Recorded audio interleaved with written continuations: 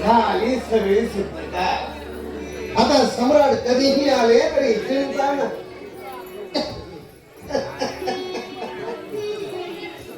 आकाशाला अंत नाही, क्षितिजाला सीमा नाही आणि माणसाच्या मूर्खपणाला तर मर्यादा. आम्ही सामान्य माणसे काय रंगरंग करायचे ते तरुणपणी करून उरकतो आणि म्हातारपणी देवपूजेला लागतो. पण या कुरुवंशातल्या राजकुमारांचे सगळे उरतात. भर यौवनात ही माणसे रणांगणावर तरी धडपडतात, नाहीतर नाक धरून परमार्थाच्या नादी तरी लागतात. त्याच वंशातले आपले कैलासवासी सम्राट शंतनू महाराज जीवाचा इतका आटापिटा करून म्हातारपणी धीवर कन्याशी विवाह केला. बरं केला तसा सुखाने भरपूर संसार तरी करायचा होता, पण नशीब फिरते नाही. 2 पुत्रांचा जन्म झाला आणि अवघ्या 5 वर्षातच महाराजांचा ग्रंथ आटोपला. बरं पुत्र तरी पित्याच्या कीर्तीला शोभतील असे दिव्य लक्षणे निपजावे, पण नशीब म्हणते नाही. आशा होती की गंगापुत्र भीष्मराज तरी बोलण्याप्रमाणे वागतील, प्रतिज्ञेचं पालन करतील आणि कुरुवंशाची लाज राखतील. पण कसते काय ना कसते काय. वार्ता अशी आहे की भीष्मराज काशी राजाच्या दरबारी स्वयंवरासाठी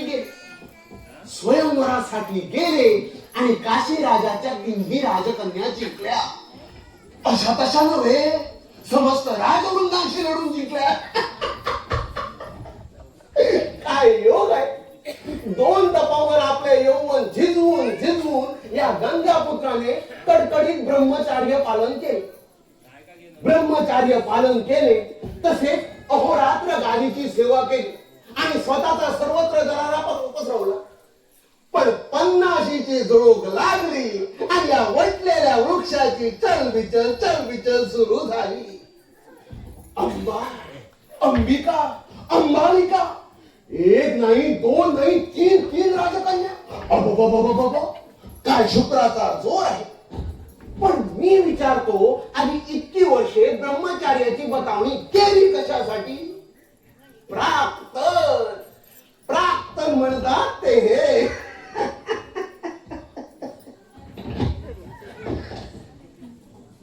आता आपले काय सम्राटांची वाट पाहावी.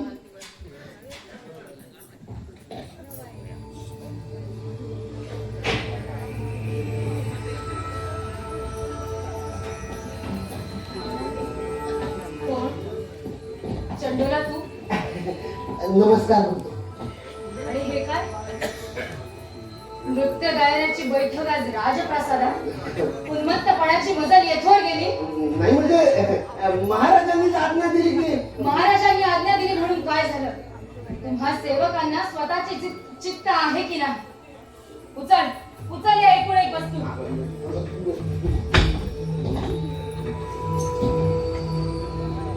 दादा पाहिलंच ना, स्वतः डोळ्यांनी पाहून ह्या विचित्र वीर्याचा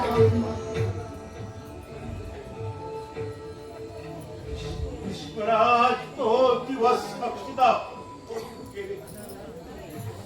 त्यांच्या मागे ही स्थिती.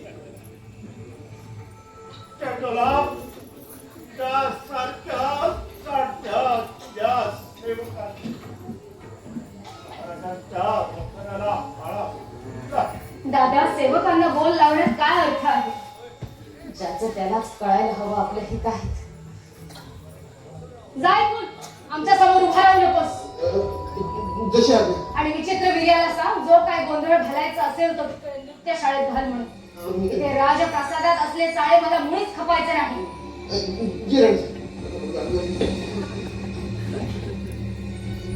दादा मला या मुलाचे लक्षण काही ठीक दिसत नाही. राजांचा महाराजाला अलीकडे सत्यवती. भीष्म आपण पण राजकन्या अंबा, अंबिका आणि अंबालिका यांना घेऊन हस्तिनापुराच्या वेशीपर्यंत येऊन पोचलो आहोत असा भीष्मानं मला राजदूताकरवी निरोप धाडला आहे. ही तर निर्लक्ष फळाची हत्या झाली. विचित्र विचाराला समजली काही वाट नाही. त्यांचा विचार काय आहे? विचार करण्याच्या अवस्थेत तरी आहे का तो? मला आपल्या राजपदाची पर्वा आहे तरी कुठे? कुठे माझा गुणी चित्रांग आणि कुठे हा विलासी विचित्र विले? आज माझा चित्रहीन रस्ता तर कोणती आकांक्षा धरून 2 तपांपूर्वी या राजगृहात पाय ठेवले आणि कोणतं भवितव्य माझ्या वाट्याला वाढून आलं? केवळ मुलांच्या पायात माझी आशा गुंतली होती. एक तर गेला, दुसऱ्याची ही अवस्था. खरोखर दादा, आयुष्य म्हणजे सुख दुःखाच्या भोवऱ्यात असहाय्यतेने गरगरणाऱ्या माणसांची केविलवाणी फडफड आहे. दुसरं काय?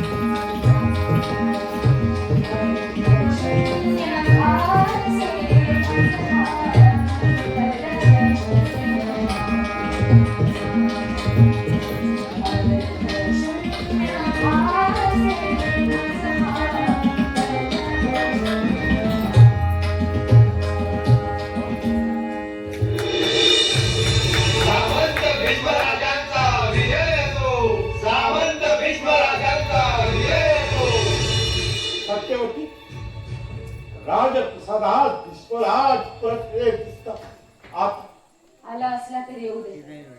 जे काय बोलायला हवं ते मीच बोली. तुझ्या अंतपुरात जा.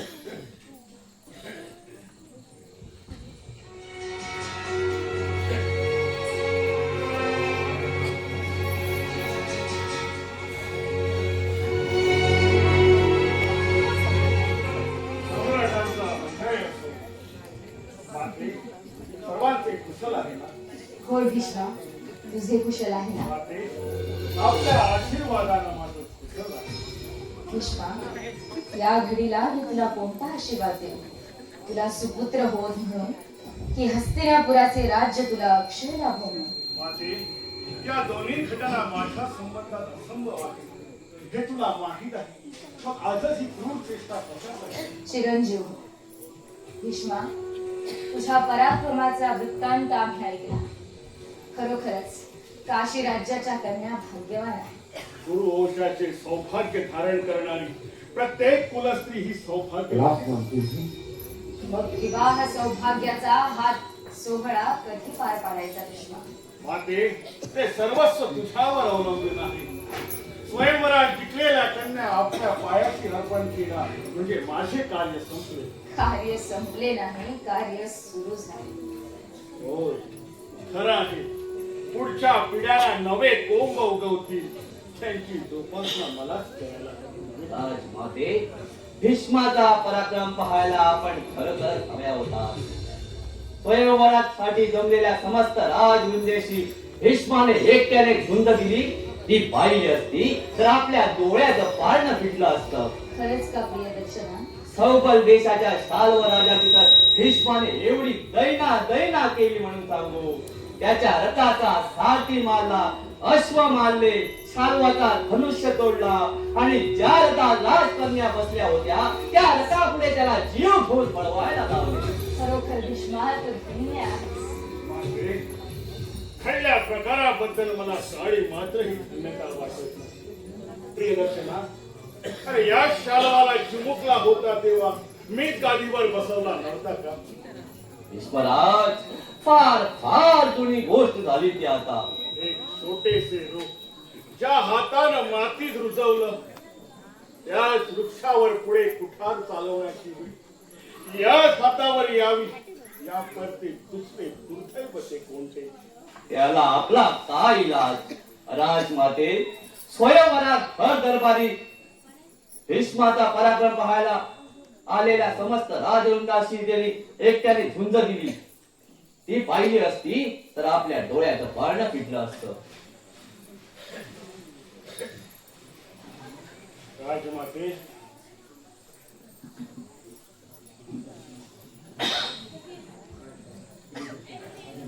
राजमाते, हा सर्व स्वयंवराच्या भर दरबारात गर्द हास्य करून भीष्माकडे बोट दाखवीत म्हणतो, हे बुद्ध कपी धर्माचे मोठे गड्डे, हे निर्लज्जासारखे आले कशाला?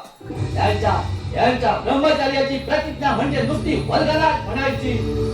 राजमाते, मला सांग, काय शालवाच्या उद्दामपणाची मजल येथवर गेली? माते मला वृद्ध कपी म्हटल्याचा मला मुळीच खेद नाही. हे पांढरे केस मी वाझरक्याचे शिरोभूषणच मानतो. पण माझ्या पित्याचा असा दृष्ट म्हणून उल्लेख आणि माझ्या व्रताची अशी अहवेदना त्याने करायला नको होती. मी केवळ विचित्र वीर्यांना वधू मिळवण्यासाठी स्वयंवरात गेलो होतो हे काय शाल्वाला माहित नव्हतं. तू विचित्र वीर्यासाठी वधू? तर आणि कोणासाठी? माते तुझ्या मनात काहीतरी विकल्प आलेला दिसतो. विकल्प नव्हे, पण शंका आली होय ना? इतक्या वर्षाच्या सहवासाना देखील भीष्माच्या प्रतिज्ञा पालनाबद्दल आपल्या मनात शंका. सम्राट सत्यवतीच्या दारी आले तेव्हा ते तुझ्याच वयाचे असतील नाही का भीष्मा? माते भीष्म तरुण होता तेव्हाही कोणाच्या दारी गेला नाही. तो आता जाईल. अरे भीष्मा, तू कधी कोणाच्या दारी गेला नाहीस एवढ्यानं काय झालंय? अरे कोणी सांगावं, एके दिवशी एखादी रूपवतीच तुझ्या दारात येऊन उभी राहिली. माते भीष्मानं आपल्या घराची सगळी दारे बंद केली आहे. भीष्मा, दारात उभी आहे ही कोण? ही राजकन्या अंबा ये राजकन्ये. असं ही राजकन्या अम्मा गोड आहे, तेजस्वी आहे.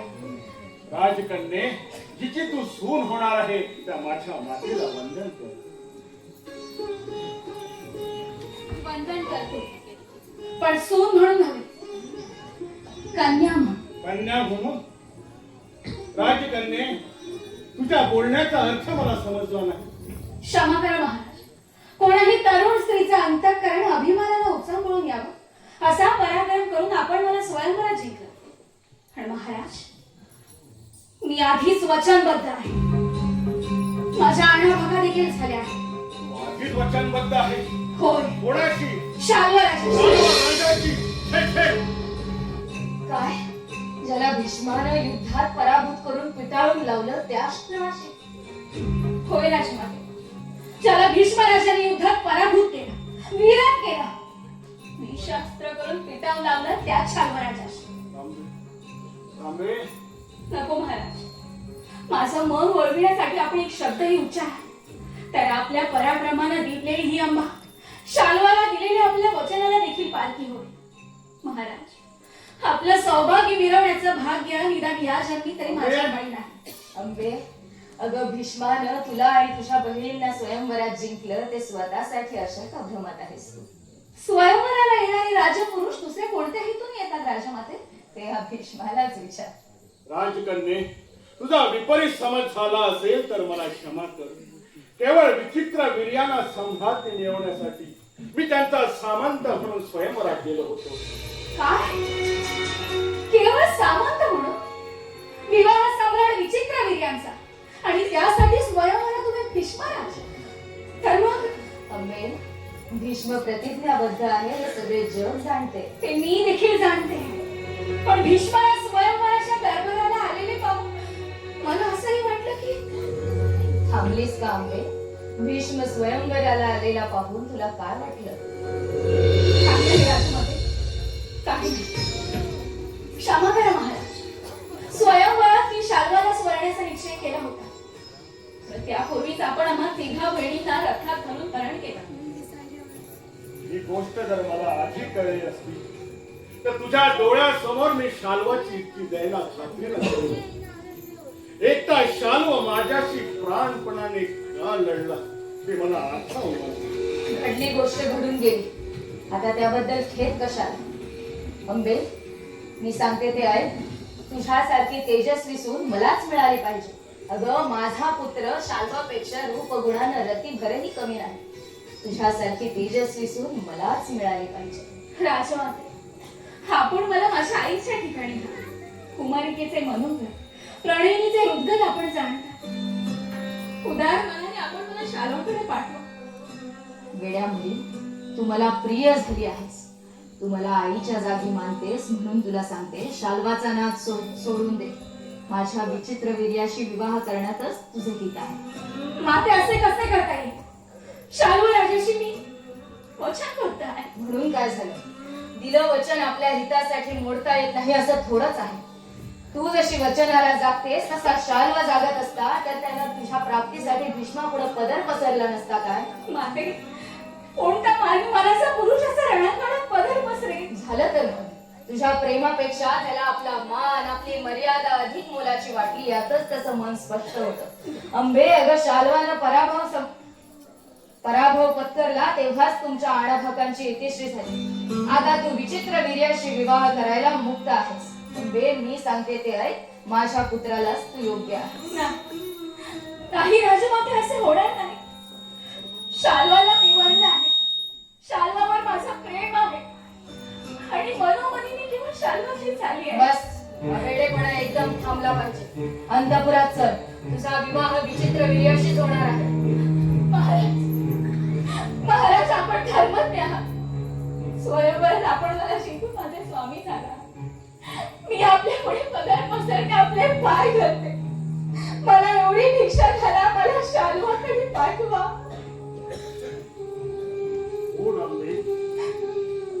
जे तुझ्या हक्काचं आहे त्याच्यासाठी तुला कोणाचे पाय धरायची भीक मागायची गरज नाही. या व्रतस्थ भीष्माला प्रीतीची भावना वर्ज्य असली तरी स्त्रीतत्वाबद्दल त्याच्या मनात नितांत आदर आहे. प्रियदर्शना, रस सिद्ध कर आणि आंबेला शाल्वाकडे जातीला पोहोचव. भीष्मा, अरे हा उघड वेडेपणा आहे. वेडेपणा असला तरी त्यात धर्म आहे, न्याय आहे, नीती आहे. अरे स्वयंवरात जिंकल्या गेलेल्या प्रणयिनीचा शाल्व तरी पुन्हा स्वीकार करील असं तुला वाटतं का? शाल्वाच्या जागी मी असतो तर केला असता. मी सांगते, शाल्व माझा खात्रीने स्वीकार करेल. तर मग या कोवळ्या राजकन्येला पुरुष नामक प्राण्याची अजून पुरती ओळख पटलेली नाही. आणि भीष्मा, तुझ्यासारख्या राजर्षीला आपण काय करतो आहोत याचा पुरता समज पडलेला नाही. शाल्वाकडे या भाबड्या मुलीला पाठवण्याचा तुझा निश्चय असेल तर खुशाल पाठव. पण मग त्यापुढे जे जे घडेल त्या सर्व परिणामांचा एकटा तू धरी आहेस हे देखील विसरू नकोस. महाराज, आपले उपकार मी जन्मोजन्मी विसरणार नाही. का आंबे, शाल्वाला प्रसन्न कर, त्याचं मन वळव आणि आनंदाने संसारी. या भीष्मानं तुझ्यासाठी आई सर्वस्वपणाला लावल्या. प्रियदर्शना, रथ सिद्ध आहे चल राजकन्ये.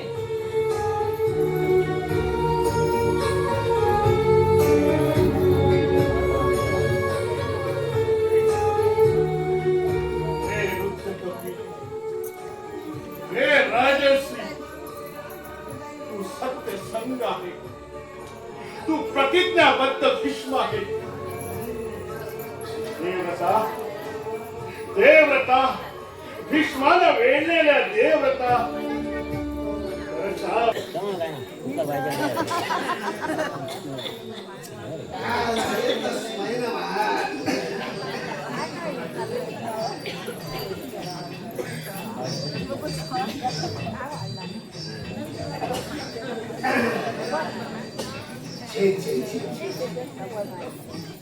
सम्राट विचित्रवीर्यांचे निधन झाल्यापासून या राजप्रसादाला एखाद्या स्मशानाची कळ आली आहे. आता एक करून काय उपयोग? राजयशमयाची भावना झालेल्या माणसाला बायको म्हणजे कुपथ्य असे इकडे एक राजवैद्य शंख करून सांगत होते. पण त्यांचं ऐकतोय कोण? स्वर्गाच्या निम्म्या पायऱ्या चढून गेलेल्या राजाच्या गळ्यात एकाऐवजी 2 राण्या बांधल्या. आता तो तरी बेचारा आपले मन आवरून किती आवरणार? शेवटी अखेरची घटना बोलावली तेव्हा मग या वैद्याला बोलाव, त्या वैद्याला बोलाव, काढे दे, मात्रा दे, चूर्ण दे, दगड आणि धोंड दे. अखेर प्रार्थना केले होते तसेच झाले. या कुरुवंशाला आता वारस उरला नाही आणि भीष्मराज काही आपली प्रतिज्ञा सोडणार नाही. अखेर तिसराच कोणीतरी उपटसुंभ उपटणार आणि हे राज ऐश्वर्य लोटणार ही काळ्या दगडावरची रे. असो, आता आपण आपल्या गावाकडे जावे.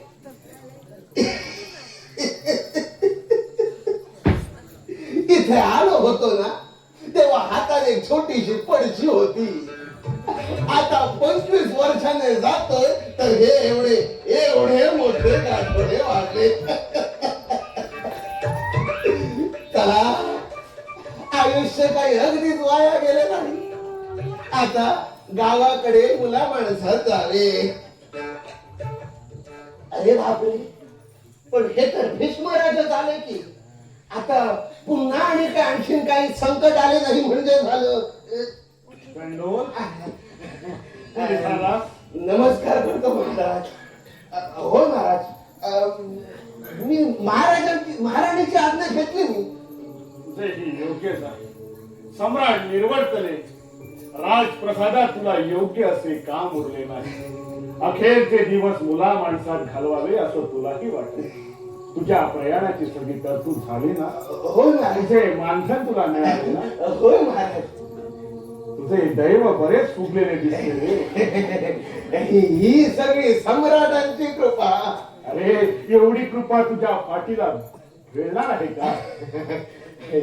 महाराज, आपण इतकी वर्षे एवढी मोठी प्रतिज्ञा पेलली, मग आम्हा सेवक जनांना हा आपला पोटा पाण्याचा भार व्हायला नको का? नुसता भारवाहक होऊ नको, नाहीतर भार एकाच्या पाठीवर आणि भोगणारे दुसरे.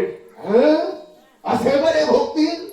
वाटेत खपलो ना तर पिशाच्य म्हणून या गाठोड्यावर बसून राहील. मी गाढ उभा आहे तोवर दुर्दैव तुझ्या सारख्याच्या वाटेला कदापि जाणार नाही. जा, सुखात राहा.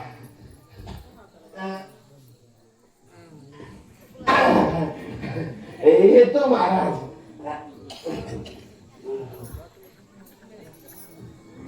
चंडोल गेला, उद्या धीवरीही जाणार. मी मात्र निष्पर्ण रुजलो आहे या राजगृहाच्या वेशी. या राजभूमीत माझी मुळे विस्तारलेली आहे, पण मला फळे नाही.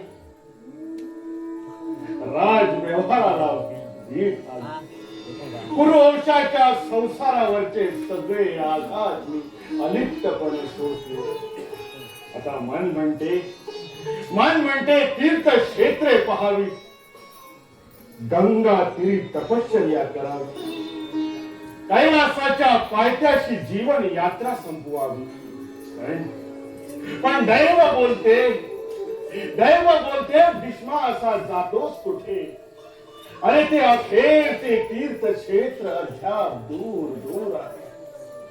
आता कुठे पहिली पिढी संपली, दुसरी तर अजून गर्भातही अवतरली नाही. पण भीष्मा, मृत्यू लोकाच्या रेतीमध्ये गंगा माईचे तीर्थ ओतून आकाशाच्या जात्यावर माणूस म्हणणाऱ्या सुंदर प्राण्याची मूर्ती तुला खेळवण्याचा खेळ अखेरपर्यंत खेळाच पाहिजे.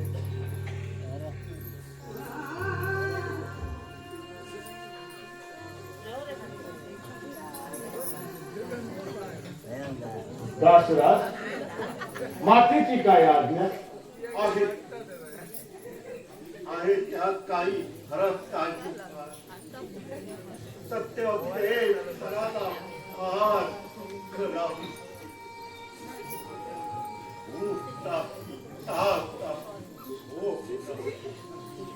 असतो फार सतत एकच ध्यास, एकच. असं करून कसं चालेल दासराज? मनाला संयमानं आवर घातला पाहिजे. गंगा माईच्या पुत्राला आपण वनवासी केलास म्हणून अशाप आपल्याला छे छे, अशी तिची खात्री झाली. हा अगदी वेळा समज आहे. गंगा माईच्या हृदयात सदैव आशीर्वादाचे खरे उचंबळतात, म्हणून तर त्याला तीर्थक्षेत्राचे महत्व आले नाही का? खरं आहे महाराज, सत्यवतीची समजूत कशी पटाल तेव्हाची पुरी इच्छा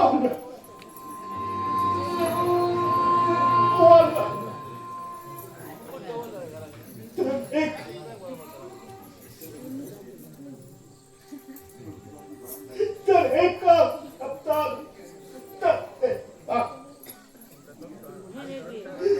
शब्दात चिवारी पडा लागावा कशी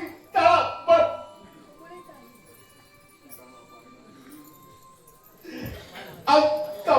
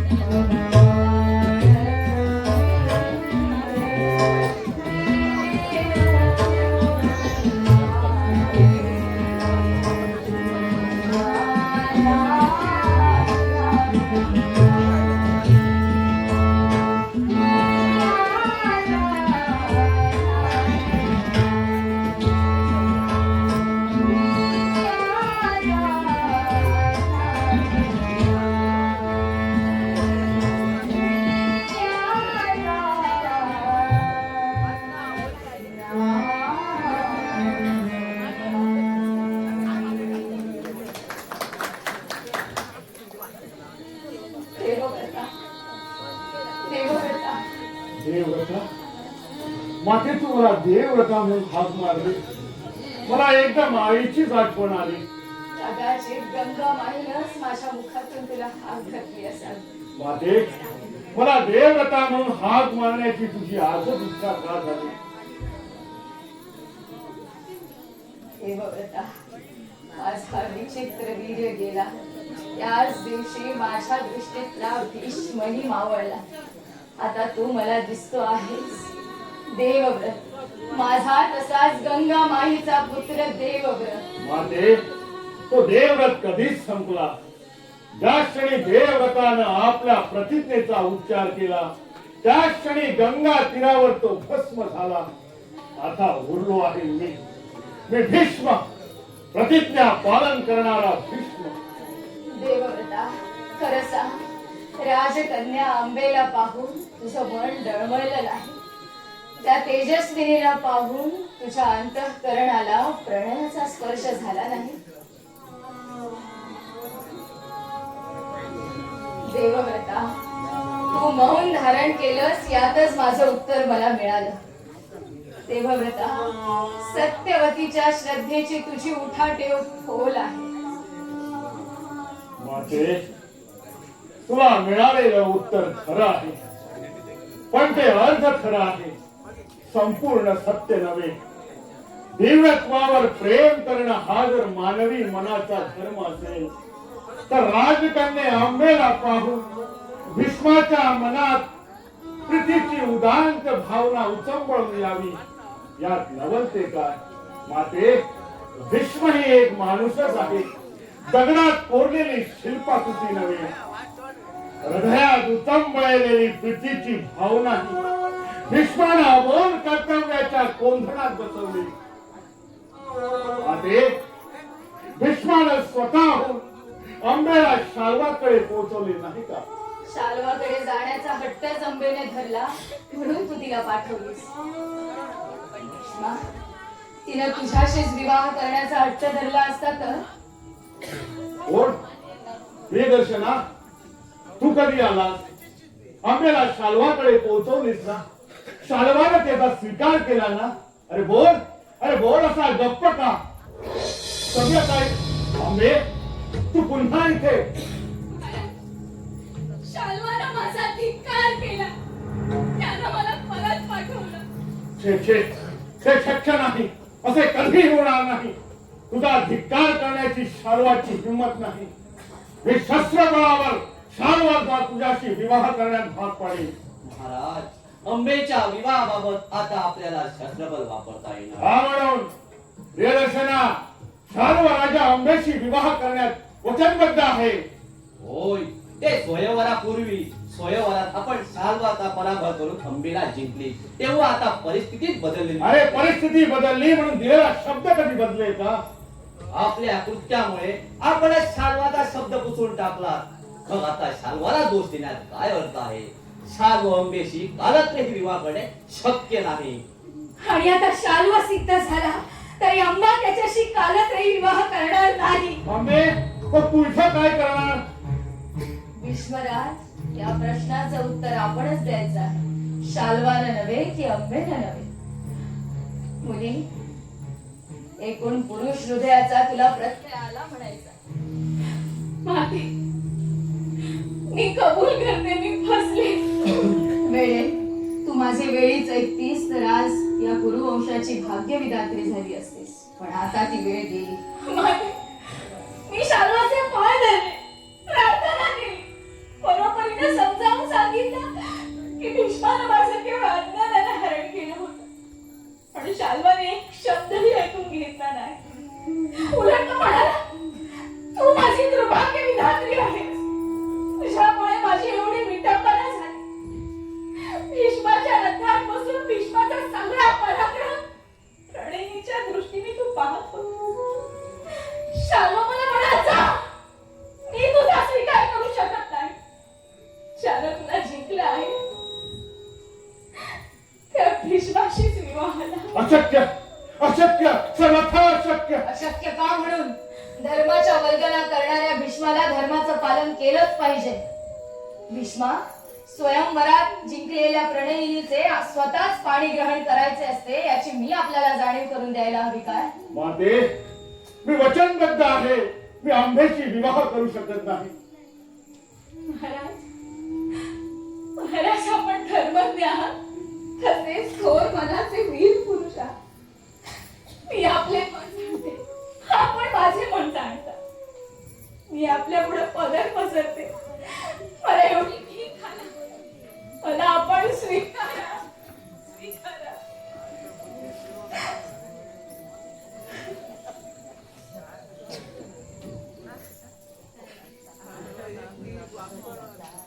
माते, मला सांग, भीष्माच्या प्रतिज्ञेचा भंग होईल त्या दिवशी साधुत्वाला आणि सदाचरणाला संधी साधूपणा पलीकडे दुसरा काही अर्थ होईल का? प्रियदर्शना, अरे भीष्म ही सत्यवतीची श्रद्धा आणि भीष्म हाच आंबेचा मानबिंदू.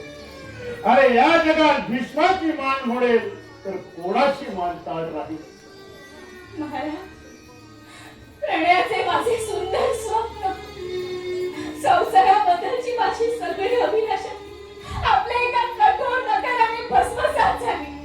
ना माहेर ना सासर अशी मी निर्वासित होणार. निदान दुर्लौकिकापासून वाचवण्यासाठी तरी आपण माझा स्वीकार करा. आंबे, जे कालत्रयी शक्य नाही त्याची इच्छा तू का धरते? एवढी एक गोष्ट सोडून दुसरं तुला हवं तेव्हा मी तुला आनंदाने देईन. दुसरे काय मागू, दुसरे काय मागू मी महाराज? स्वयंवराला आपण आला त्यावेळी काय माझ्या अनुमती विचारली होती? रथात घालून बस सभेतून हरण केला त्यावेळी काय माझी संमती विचारली होती? शाल्वासी घनघोर युद्धाला आपण सज्ज झाला त्यावेळी काय माझी अनुज्ञा मागितली होती? आंबे, स्वयंवराच्या दरबारात आणि रणांगणात थोर पुरुष जो धर्म पाळतात तोही धर्म मीही पाळा. तुझे हरण करताना व शाल्वाशी युद्धाला सज्ज होताना मी तुझी अनुज्ञा घेतली नव्हती हे खरं आहे. मला शाल्वाकडे परत पाठवा असा हट्ट धरल्यावर धर्मा पलीकडचे तुझे स्वातंत्र्य या भीष्माला तुला दिले नव्हे का? स्वातंत्र्य कसले महाराज? आपण या आंबेला सर्व नास्तिक आहात. जे स्वातंत्र्य मागतात त्यांना प्रसंगी स्वातंत्र्यासाठी सर्वनाश देखील भोगावा लागतो. प्रतिज्ञा पालनाचे स्वातंत्र्य भोगणाऱ्या या भीष्मानं आपल्या वाटेला आलेला दारुण मनोभंगही सोसला नव्हे का? मनोभंग सोसणे इतपत आपण समर्थ मनाचे आहात. पण मी एक स्त्री आहे हे आपण कसे विसरता? आंबे, तू स्त्रीच असली तरी देखील पुरुष इष्टाइष्टाने तुझ्या पुढे नतमस्तक व्हावी अशी तू तेजस्विनी आहे. आंबे, शाल्वाकडे जाण्याचा निर्णय तुझा तू घेतला. आता शाल्वानं तुझ्याकडे पाठ फिरवली मग तुझा मार्ग तुला शोधला पाहिजे. खरंच खरंच ते शाल्वान माझ्याकडे पाठ फिरवली आणि आता आपणही मला माझा मार्ग शोधण्यास वाऱ्यावर सोडले. आणि तरी देखील म्हणतात एवढी एक गोष्ट सोडून दुसरे हवे ते माग. दुसरे काय मागू? बोला भीष्मराज, दुसरे मी काय मागू? माझ्यासाठी चिता रचून स्वतःच्या हाताने मला त्या चितेवर उभी करून की पेटवणार आहात? आंबे, तुझ्या मुखात हा त्रागा हा वैताग सोबत नाही. भीष्मा, आंबेचा प्राण घेण्याची तुझ्यात हिंमत नाही. तुझ्या व्रतात तेवढं सामर्थ्य नाही. तुझ्या ब्रह्मचर्यात एवढा पुरुषार्थ नाही. गर्विष्ठा, अरे पुरुषाचे जे देणे, पौरुषाचे जे देणे विनिभावाने कुणा प्राणीच्या पायाशी अर्पण करावे ते जन्मभर रोधून जगा वेगळा काही आपण पुरुषार्थ केला आहे असा तुला भ्रम झाला आहे. पण कारण त्या तुझ्या ध्यानात येत नाही की तुझा जन्म देखील एका स्त्रीच्या पोटीत झाला आहे. अरे माता पित्याची वासना सुकर झाली म्हणून तू या जगात अवतरलास. नाही तर अष्टवसूंच्या प्रमाणे खितपत पडला असता युगायुगाच्या शापात. आंबे, तू कोराडी सारी असली तरी भीष्माला आपला विवेक सोडता येत नाही. भीष्म उत्तराला प्रत्युत्तर देतो पण दुरुत्तराला दुरुत्तर देणे ही भीष्माची रीत नव्हे. अंबे अंबे, मी पुन्हा सांगतो, तू शांत चित्तानं ऐक. जी तुझी मागणी ऐकणं एकेकाळी देवव्रत हर्षभरीत झाला असता, तीच मागणी या व्रतस्थ भीष्माला कथापि पूर्ण करता येणार नाही. हे एवढं एक सोडून तुला दुसरं काही मागायचं तर ते तुझ्यासारख्या कर्मदरिद्रापाशी कशाला मागू? दुसरं काही मागायचं तर त्यासाठी मी उमेदसारखी खतर तपश्चर्या करूया आणि तुझ्यापेक्षाही उग्र व्रताचरी आणि महादेवाला प्रसन्न करून ठे. एका निष्पाप मानवीचे जीवन उद्ध्वस्त करणारा भीष्मा, अरे तुझा सूड घेण्यासाठी मी प्राणीची सारखी आतुर झाली आहे.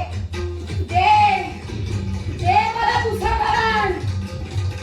इकडं शालवाला कसा तू पळायला लावलास, तसा माझ्या रथापुढे तुला जीव घेऊन पळताना मी कधी पाहिलं असं मला झाला. दे मला तुझा पराभव. रणांगणात तू शरमंजरी पडावास आणि स्वतःच्या डोळ्यात एखाद्या कुरुवंशाचा विलक्षण झालेला पाहावा असे या कुमारिकेला डोहायला लागले आहे. दे मला तुझा दुर्लक्षण.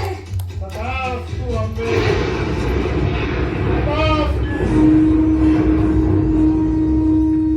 हे तुझ्या हक्काचं आहे, हे तुला भीष्मानं दिलं नाही. जे देण्यात देवव्रताला सार्थक वाटलं असतं तेही भीष्म तुला देऊ शकला नाही. अंबे, तुला देण्यासारखी एकच गोष्ट या भीष्माकडे आहे, भीष्माचा पराभव आणि भीष्माचा मृत्यू. या विश्वतलावर मला जिंकेल असा कोणी नाही आणि मला कोणी जिंकल्याशिवाय मला मरण येणार नाही. पण अंबे, मी तुला वर देतो की प्रदीर्घ आयुष्याचा शाप भोगणारा हा भीष्म तुझा शिखंडीच्या रूपाने पुनर्जन्म होईल तेव्हा तुझ्याच हाताने मी मरण पत्करेल. नको मला तुझा बळ देखील नको. मला हवं आहे त्या आत्मबलावर मी स्वतः मिळेन आणि ते या जन्मात मिळणार नसेल तर अग्निकाष्ठ भक्षण करून माझ्या आयुष्याचा मीच सेवन करीन. भीष्मा, एक लक्षात ठेव, सुडाची पेटती चूड घेऊनच मी पुनर्जन्म घेईन. चंद्रपुत्र, तुझ्यावरून जीव ओढून टाकणाऱ्या आपल्याला विसरलास तरी तुझा जीव घेणारा शिखंडीचे मात्र स्मरण ठेव. अंबेचा नाश, पुरुषाचा नाश, स्वतःचा देखील सर्वनाश, हा सर्वनाश ओढवणाऱ्या भीष्म प्रतिज्ञेचा धिक्कार हो.